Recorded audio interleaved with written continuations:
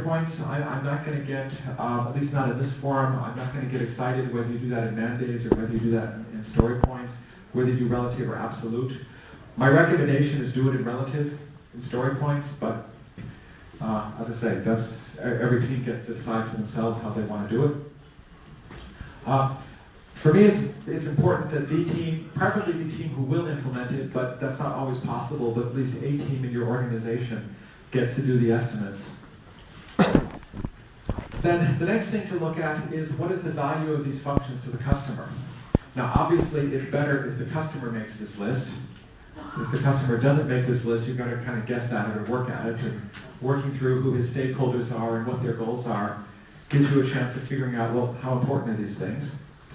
And so basically we divide the things into the Moscow rules: must, should, could. Formally Moscow says won't. I prefer to call them would be nice. There's just something confrontational about saying won't to a customer, which I don't like to do. Anyway, so now we've got these things prioritized, and this is the order that we want to implement them in. Now we're talking about, the question is, how do we convert these estimates into a price? And traditionally, every project leader knows, yeah, here's George. George is always so optimistic. He says it's going to take 2 weeks. When he says 2 weeks, I know it's going to take 3 weeks. Here's Jane. Jane is never always pessimistic. When she says 3 weeks, it's going to take 2 weeks. And so he kind of works his magic and comes up with a number which he believes in. In the Agile approach, what we want to do is basically every sprint, we complete a certain number of features. Okay, maybe we're just counting features. Maybe we're weighting the features according to how much effort they are. But basically, every sprint you complete a certain number of features, a certain amount of work, and that's your velocity. Okay, and you can then average that over a number of sprints. And so here we see the advantage of a team that's been working together for a long period of time. Okay, this team has done 8 sprints together. Their first sprint, they delivered 15. The average of their last 3 was almost 25. Their long-term average is 21. And now you've got a list of features, I believe 108. Was the estimate for our project.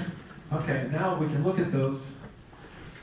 We can look at those 108 points and say, well, how long is it going to take to get them finished at these different velocities? Okay, and so here I've got the estimate 14. That's kind of the worst case. 25 is the best case. That's the last 3, and 21 is the long-term average. And so that means it's going to take somewhere between 5 and 8 sprints. Okay, and already that's a pretty reasonable bandwidth where I could say, okay, well, I'm going to have all of the shoulds and the coulds, all the musts and the shoulds, finished by, probably 4, worst case 6, maybe if I'm lucky 3. Okay, that might be a place to set your price at.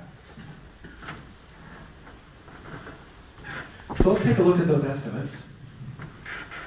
I want to look at how good estimates can be, how estimates work with each other to become better, and how we can use buffers to make sure that we finish the project more or less on time, or give us a good chance of finishing the project on time. The first thing is that an estimate is always just that, it's an estimate.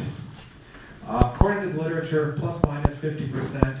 If I say it's 10, then it could be 5 and it could be 15, and that would be within the realm of expectations.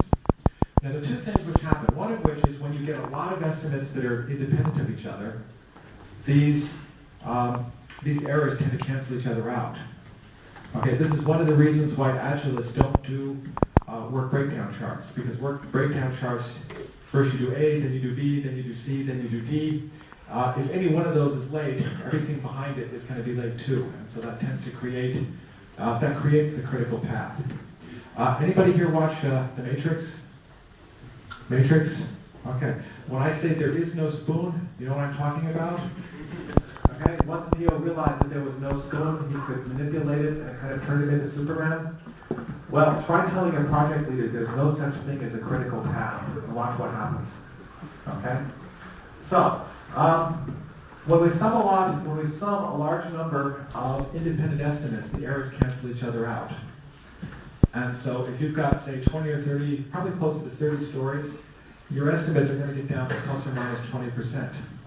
If you've got an experienced team, that can get down to plus or minus 10%. Okay, obviously that's the experience of the team with each other and with the domain. Obviously, if you're estimating things that you have no idea about, your estimates are going to be much worse than that.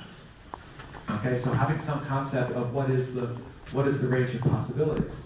And in fact, this is one way to attempt to quantify how good are our estimates, is to say, well, if we have our average case, if we look at this curve, 90%, the average estimate could go plus or minus either way, 50-50 chance. What's the number that gives us a 90% chance that our estimate that is going to take less work than what we estimated? Okay, and so here we have the team actually produce two estimates, what they think it will be, and where they're absolutely certain they can finish it. Okay, and then you just sum up these two things, and so we have our initial estimate was 108. The sum of all the worst cases is 166. Well, that's probably much too pessimistic, because these answers do cancel each other out. And for the mathematically inclined, you can do, the square root of the sum of the squares. Please don't ask me to explain it. I'm not a mathematician either. But one of the things that you discover is that big estimates, they tend to produce even bigger deltas. And when you square the deltas, you see how they really have a cumulative effect. Okay? If you have something with high confidence, it will have almost no, your worst case will have almost no impact. And so anyway, what you do is you sum up the deltas, take the square root of that, and that gives you 18, in this case 18. So that's about, this project based on that, you would say the 90% point is about 20% more scope than the original, or more time than the original. So we're coming back to this, 4 sprints, maybe 6 sprints would be a reasonable amount of effort. So how do we negotiate that with the customer? Because one of the things that we've said is we can't compromise on quality to achieve scope. And so what we do is we have this concept of, well, what do we commit to?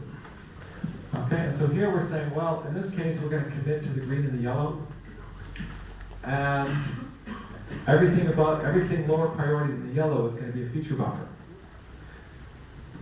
These are the things that we say are going to be in. These are things that could be in if things go well, but they might not be in if they don't go well. The other thing is we have the risk buffer, where we simply say, okay, we're going to add, in this case, a little bit less than 20%, call it 15% to our total project estimate, in order to come up with the price. Now, whether you use one of these concepts or both of these concepts, that's up to you. I'm not saying either one of these is perfect.